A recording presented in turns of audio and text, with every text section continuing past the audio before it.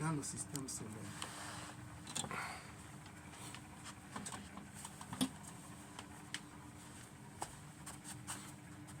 Tout le système solaire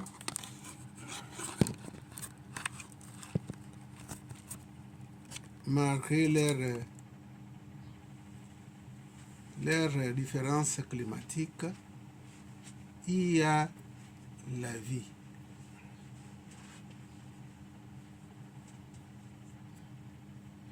Donc ces mondes d'en bas ont été créés pour que ces mondes-là soient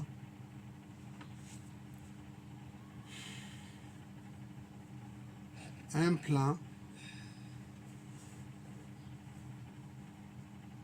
un terrain d'entraînement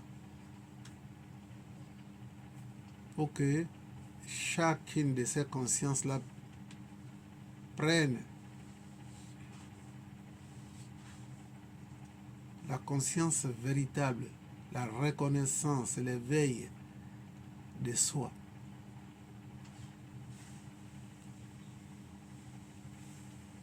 Si seulement nous venons de quelque part et que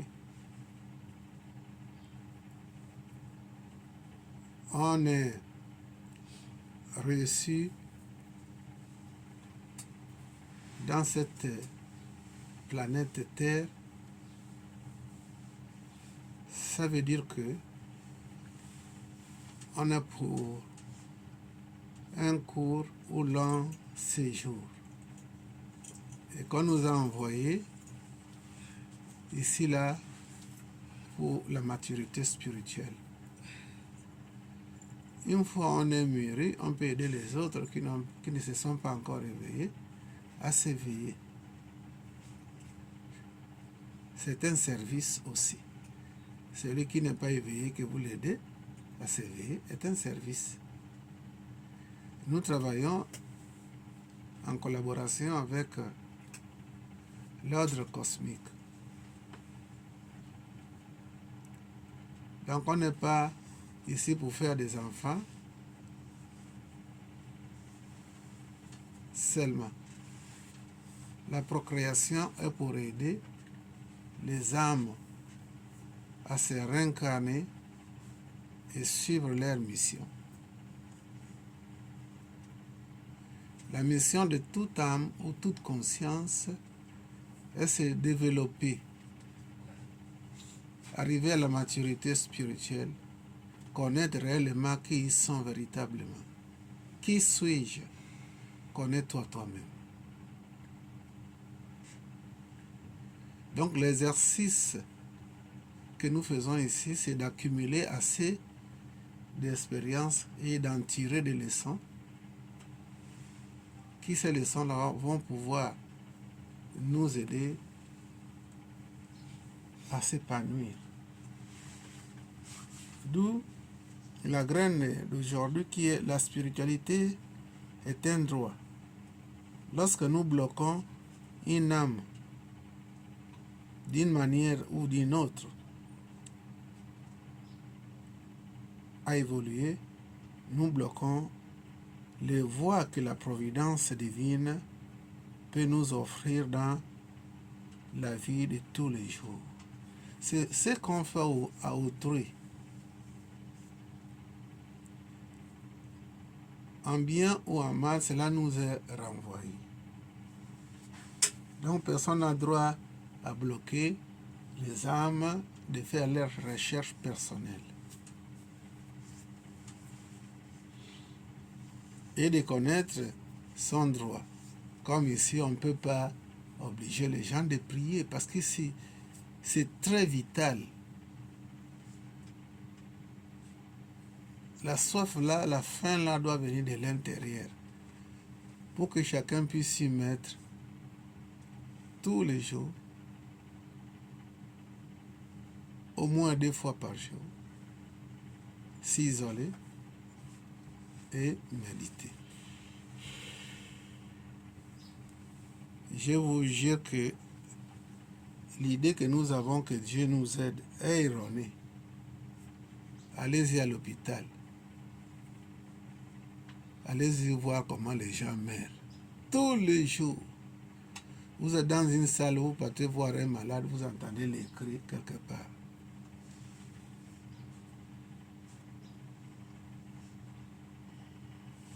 Alors, pourquoi c'est là qui partent? Pourquoi alors nous ne pensons pas que nous aussi on partira un jour?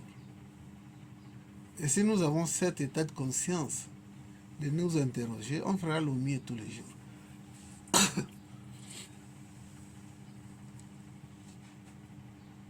Les gens ne seront plus derrière nous pour nous rappeler ou nous obliger de prier. Et d'ailleurs, comme je l'ai dit, nous ne prions pas Dieu. Ce n'est pas notre souci de prier Dieu, d'adorer Dieu comme l'enseignent les religions. Lorsque vous adorez quelqu'un, ça veut dire que cette personne-là a des manquements. Ça veut dire que cette personne-là a besoin des honneurs. Mais Dieu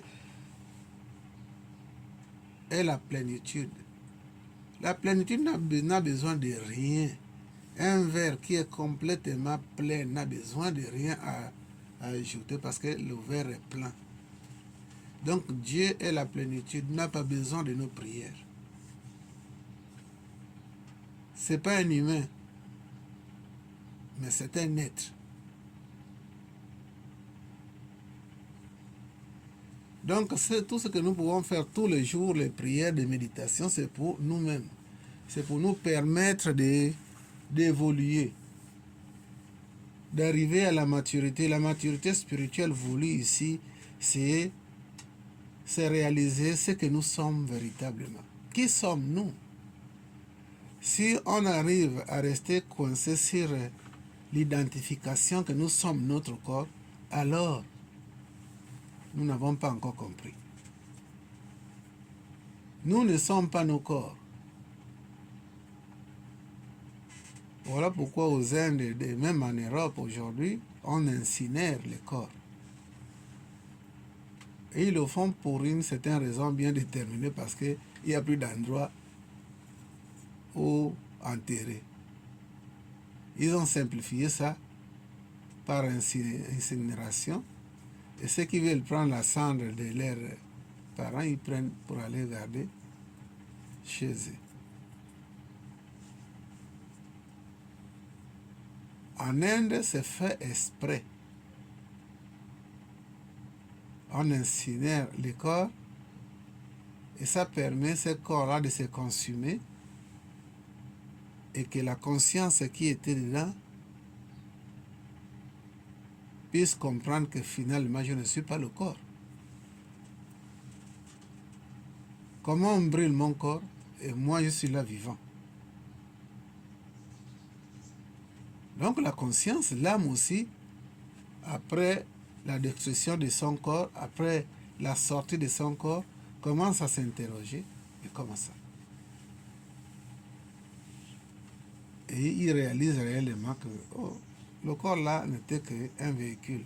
Avec d'autres fantômes tout autour, le font comprendre que oui, tu ne fais plus partie de la réalité sociale ou humaine. Il te faut maintenant aller de l'autre côté. Lorsque on se détourne de la considération aggravée que nous avons de nos corps, que nous sommes nos corps, c'est vraiment grave. C'est plus qu'un péché. Parce que c'est l'ignorance. Donc les maisons, les écoles de mystère, ces écoles-là sont là pour pouvoir faire comprendre l'homme que tu as des passages. Tu es ici, c'est pour chercher ta maturité et retourner là où tu reviens. Pour mériter cet endroit paradisiaque. Donc, lorsqu'on vient ici, il faut venir avec pleinement la soif d'approfondir vos connaissances sur vous-même et sur la vie en général, sur Dieu.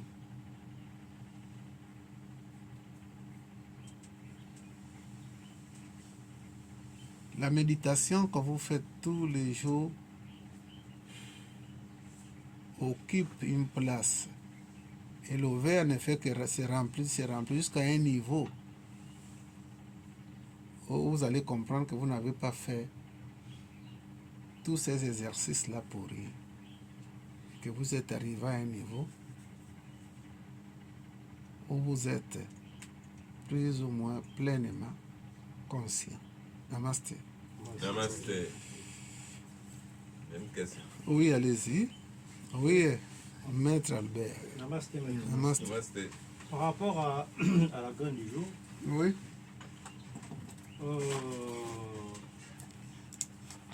Où est le problème lorsque quand quelqu'un quitte de chez lui pour venir, pour aller à la méditation et il est au temple, une fois qu'on lui rappelle par exemple que ici nous avons un service au service du temple à faire, Oui. et que la personne se fâche, la personne dit, comme tu m'as parlé ainsi, moi je m'en vais, je repars chez moi. Est-ce que nous l'avons bloqué ou encore il se bloque lui-même? Non seulement qu'il se bloque lui-même, il est stupide seulement. Merci. Bah, c'est... Hein? Il se bloque pas seulement, mais il est stupide.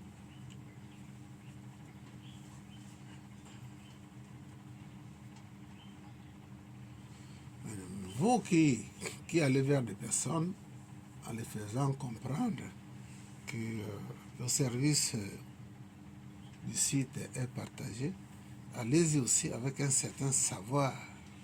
Il y a des gens qui n'ont pas il y a des enseignants, ils n'ont pas de bonnes manières.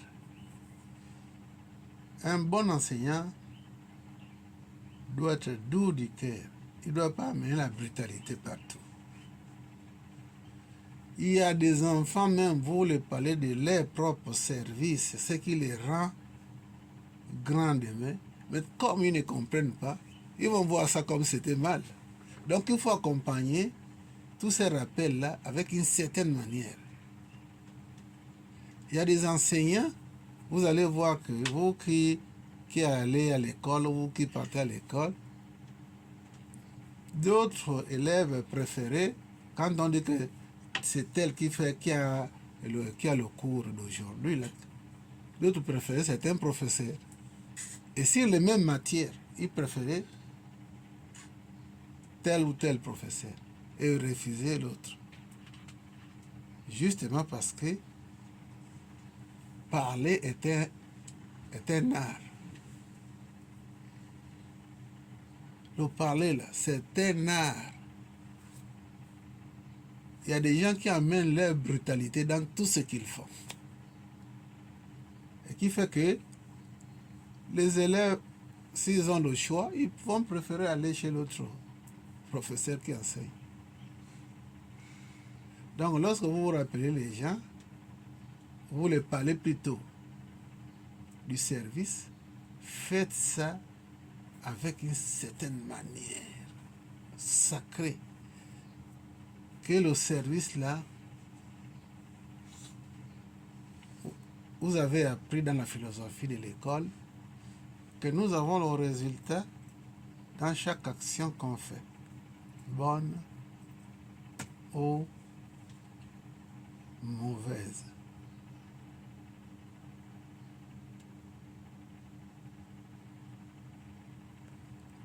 Ne donnez pas avec la brutalité. Donnez avec le cœur. Informez avec le cœur. Si vous amenez une certaine manière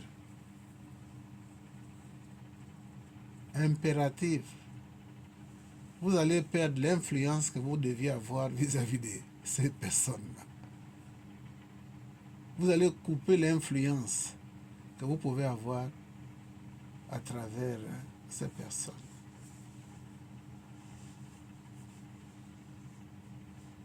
Mais ne cessez pas de rappeler, ne cessez pas d'en parler. Ceux-là qui ne comprennent pas et qui ne veulent pas comprendre, qu'ils partent. Ils ont les expériences qui les attendent devant.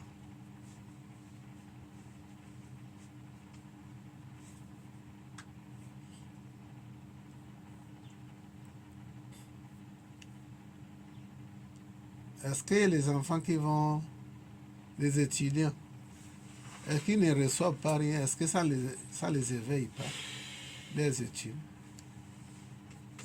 Ah, ça les éveille. Ils comprennent des choses qu'ils ne comprenaient pas. Donc on ne peut pas faire un geste sans résultat.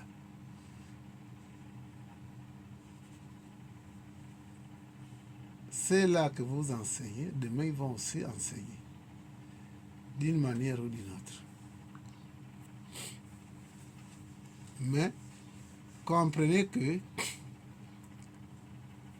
quel que soit le nombre de baptêmes que vous pouvez recevoir, ça n'enlèvera jamais vos caractères. Les caractères sont innés, sont bloqués. Donc, si on veut emmener les personnes à changer, nous-mêmes, premièrement, on doit changer. Et deuxièmement, ils vont changer. Par eux-mêmes, pas par la chicotte. J'entends vos questions. Oui, Moupa. Merci, professeur. Vous avez parlé des hôpitaux tout à l'heure. Oui. Quelqu'un qui vient d'être hospitalisé, on le met dans la salle. Mhm. Sur le lit où la personne qui était là avant est morte. Oui. La personne qui était là est morte. Maintenant, lui qui vient là, spirituellement, ou c'est pas mais mystiquement, est-ce qu'il est en danger? Ça ne va pas. Il est en danger. Dans quel sens il est en danger? Premièrement, vous savez, j'ai fait sortir mon frère hier de l'hôpital parce que la peur, il a eu peur quand les autres crient là-bas qu'il y a tel qui est mort et tout. Et tout. C'est pas mon temps qui a tout approché là. Il a dit que comme il ne reçoit plus les soins, vaut mieux qu'on l'amène, il préfère ce qui arrive au village. Mais, parce qu'il ne se sentait pas en sécurité. Donc il a paniqué, et pourtant il ne marche pas, mais il a préféré qu'on l'amène au Cap. Madame, oui. Après, c'est pas après, professeur. Qu'est-ce que c'est après? Les enfants là qui sont là sont pas allés le chercher et l'amener au Cap, soulever carrément. Oh, c'est pas bon. Ouais. Bon alors, vous savez déjà que l'hôpital est loin d'être un endroit tranquille. Les gens meurent tous les jours, les accidentés, les gens, les pieds coupés, les membres coupés. Alors toi tu vois tout cela, tu es là et puis tu vas être content. Tu ne serais pas, tu seras vraiment choqué. Et il faut savoir que l'hôpital, il y a un partage d'énergie négative. Les gens qui pleurent là-bas, la peur qui habite tout l'hôpital, ça contamine les autres. Donc on peut recevoir des influences, des énergies négatives d'autrui. Est-ce que c'est un endroit où pour aller passer les vacances? Non.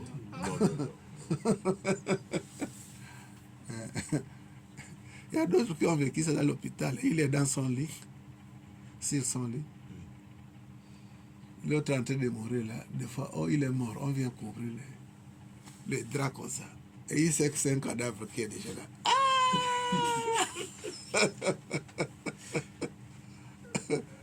Donc, ça choque. Ouais. Tu te dis que c'est toi le prochain. Et puis quelqu'un qui a rendu le souffle sur un fauteuil roulant ou bien sur un lit, sa présence reste là avant de partir, d'être dissipée. Avant de dissiper, la présence de cette personne-là reste là sur ce lit-là. Ouais, c'est ce que je disais. Maintenant, on vient encore mettre un malade sur ce lit-là. Voilà, tu dois encaisser. Tu dois encaisser.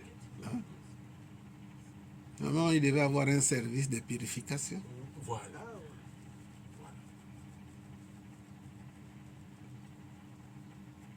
Ah, mais donc on est en danger pour ça. En permanence. Oui. Mais on va faire comment?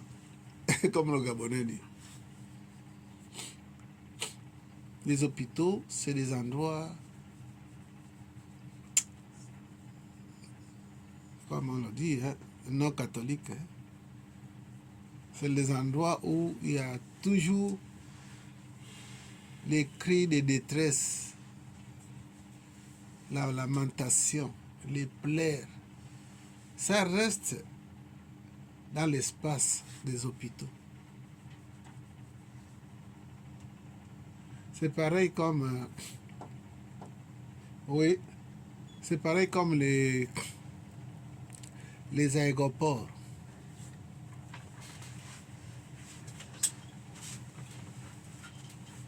Les aéroports,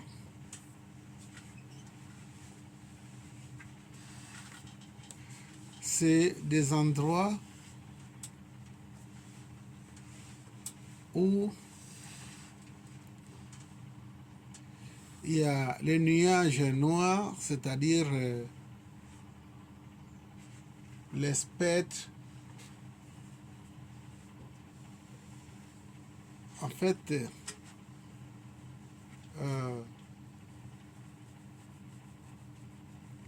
les énergies néfastes dans l'espace de l'aéroport. Parmi les premiers clients qui ont pris l'avion, le vol, les parents sont restés, les larmes coulaient. C'est resté. Donc, ce qui fait que quand vous partez accompagner quelqu'un qui doit voyager,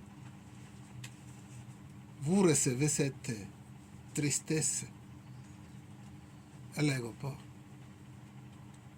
Parce que l'empreinte avait été laissée par les premiers voyageurs et les premières personnes qui ont accompagné ces dernières-là pour prendre le vol. C'est resté à l'espace. Donc, si vous avez ce sentiment de tristesse dans l'aéroport, si ça ne vient pas de vous-même, vous avez encaissé ça dans l'espace de cet endroit-là. Donc, les empreintes sont partout. Les larmes qui peuvent couler, c'est des empreintes.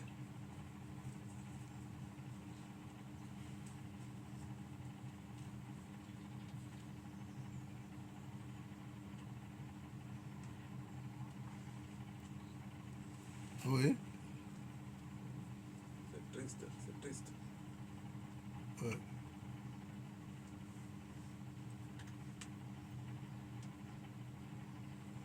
Il y a plus de tristesse là-bas que la joie.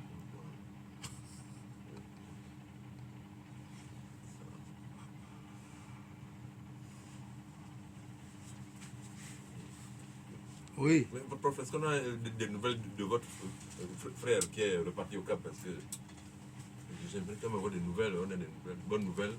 Oui. On l'a amené au Cap. On l'a soulevé, on l'a amené à la maison, mais sa situation n'a pas changé. Je ne sais pas quel genre d'AVC, mais il parle très très bien. Très très très, il réfléchit très très bien. Mais c'est les pieds qui n'arrivent pas à réagir.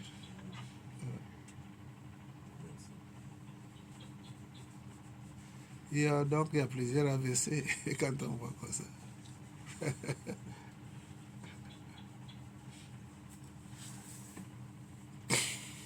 Voilà. Donc, les pasteurs l'ont pris, le fait prier, un groupe de fidèles, prier. Après, le pasteur a dit, lève-toi et marche. Mon œil. Il n'a même pas avancé un pied. Il a failli se dégringoler. Donc, ils ont tellement l'illusion, en pensant que ce que Jésus a fait, s'il a fait ça, je n'étais pas témoin.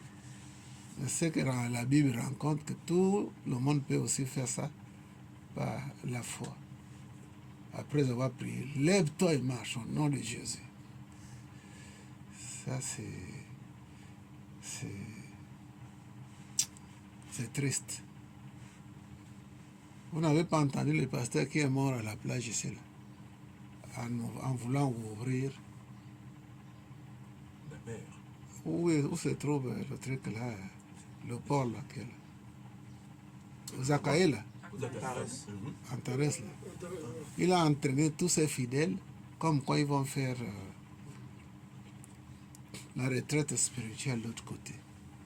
Donc, avec son bâton, il va frapper et puis il y a l'espace comme le film de Moïse là qu'il a fait quand il fouillait les Égyptiens. Il a frappé le bâton avec la force que la vague lui a pris lui-même. On a commencé à le chercher. Il est sorti de là-bas avec le ventre plein d'eau, il est mort. Même pas faire l'entraînement dans la piscine. Ou bien il prend un cuvette. Il va carrément défier l'élément eau. Il est mort. Beaucoup sont morts comme ça. Au Congo, partout.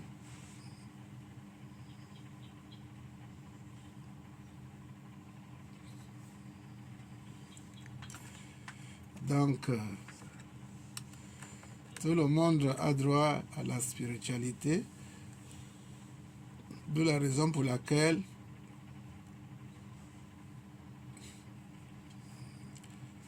l'exercice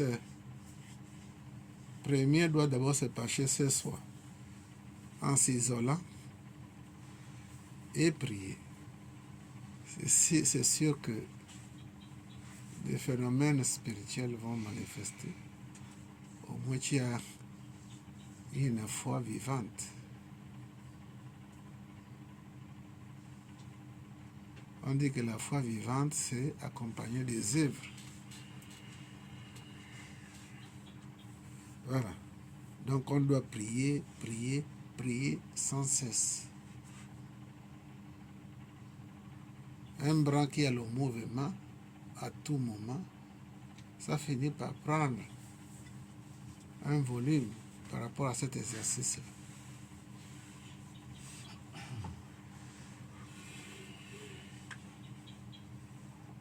Donc, c'est l'illusion de la réalité que nous avons sur, disons, dans cette planète-là.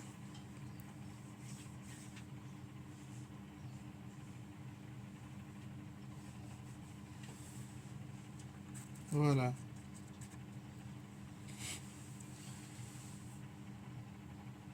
Prier sans cesse et espérer des expériences spirituelles. Si quelqu'un fait ces exercices tous les jours, il découvre que il a une agilité dans sa vie, dans son corps, dans son mental et dans l'âme que la personne est. C'est pareil comme l'entraînement de la natation. Vous ne savez pas nager et qu'on vous emmène dans la piscine, vous allez boire l'eau fatiguée. Or, avec un maître nager, il va vous entraîner comment nager et vous allez faire cet exercice-là à tout moment vous allez être très agile. Vous pouvez être même plus meilleur que le professeur qui vous apprend à nager. Pareil comme apprendre le piano ou la guitare. C'est un entraînement. Lorsque le mécanisme là est rentré en soi, vous le faites avec une certaine agilité incroyable. C'est pareil comme les exercices spirituels. Parmi vous, si vous demandez à quelqu'un de fermer les yeux et rester 15 minutes, et que vous le faites le choix de déplacer 200 briques d'ici jusque là-bas, il va préférer déplacer les 200 briques là que de rester assis, les yeux fermés. Beaucoup ne vont pas accepter ça. Ils préfèrent un brique par brique aller déposer quelque part. Mais s'asseoir comme ça là. Et pourtant, c'est un exercice incroyable qui développe nos capacités endormies.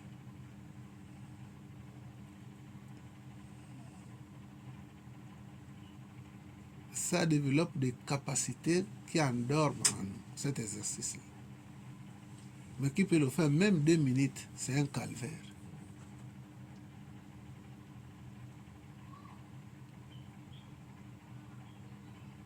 Namaste, on est dans...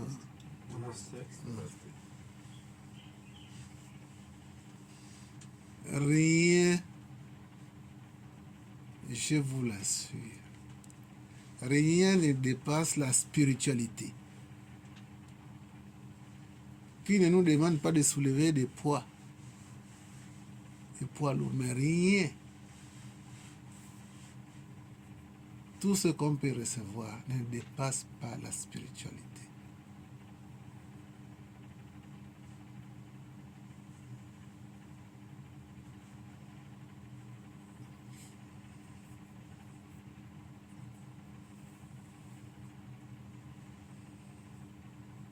La spiritualité,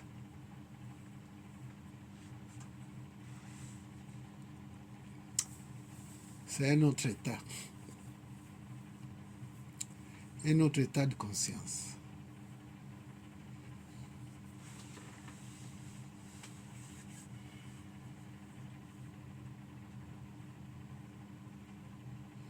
Il a dit dans certaines graines, accordez-vous un petit temps pour vous. Accordez-vous un petit temps de faire un travail spirituel. Parce que rien ne se perd. Le nombre de temps que vous pouvez faire concentré, ce n'est pas une perte de temps comme nous pouvons le considérer. Mais c'est le mental qui est fatigué, qui est paresseux. On commence à faire le bruit. Il faut que le maître puisse prendre attention que les gens les fassent, les fait déjà mal.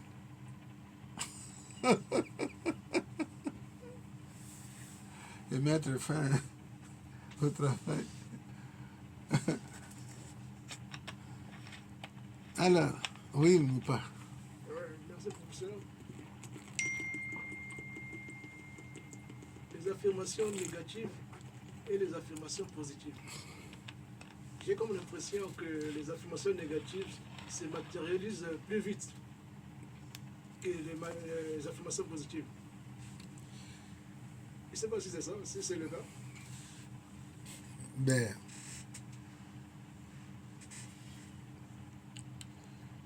là où l'attention est beaucoup plus concentrée, il y aura un résultat plus que là où l'attention n'est pas trop concentrée. Merci. Parce que vous savez, le côté négatif est beaucoup plus que le côté positif. Ceux-là qui canalisent le côté négatif sont beaucoup plus. Maintenant, si vous canalisez, vous mettez votre attention sur quelque chose de créatif et que vous restez là. ça va arriver que cela puisse se matérialiser. Mais comme nous sommes beaucoup plus de nature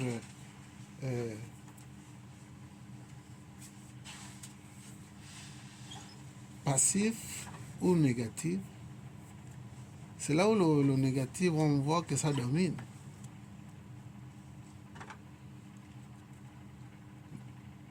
Parce que la réalisation ou la matérialisation veut un sacrifice de nous, c'est-à-dire l'implication. L'implication.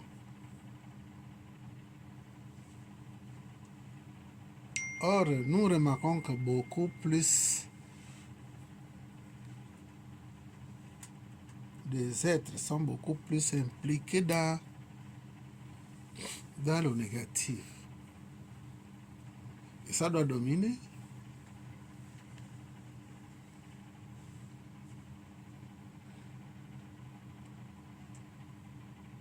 Si vous restez plusieurs et que vous décidez d'un changement positif sur une situation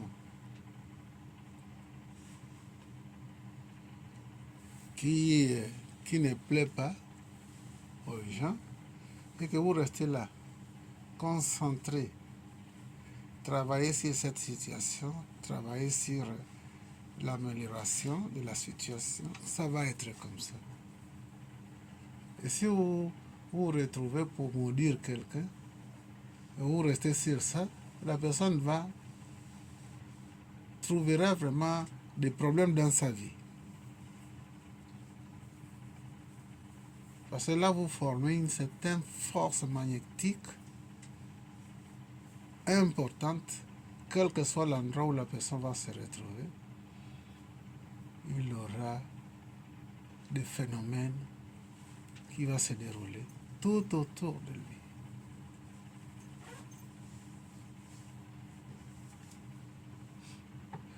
La force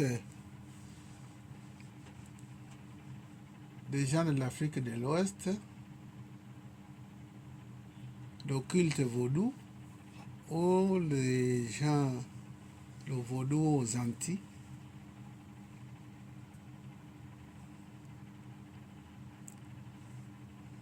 ils ont un égrégore créé par leur postulat à l'univers. Tout le monde est concentré sur leur vie et ça se réalise. Si tu n'es pas protégé, ils vont t'atteindre et ça va être manifeste.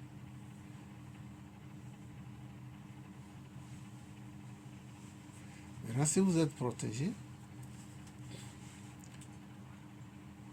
ce qui va se passer, c'est comme quelqu'un qui balance un ballon au mur et puis ça retourne. La loi de boomerang.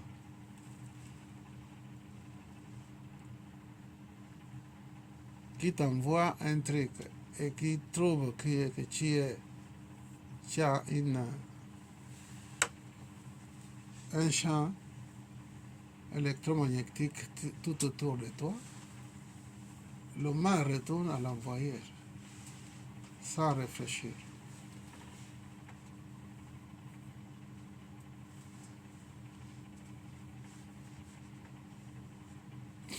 Voilà.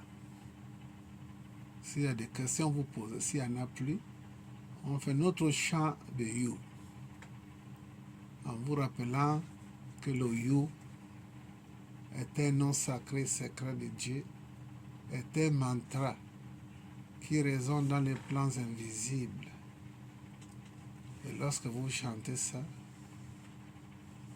vous partez par la conscience que vous êtes dans ces plans. Et le retour, c'est rien que le bonheur que vous recevez.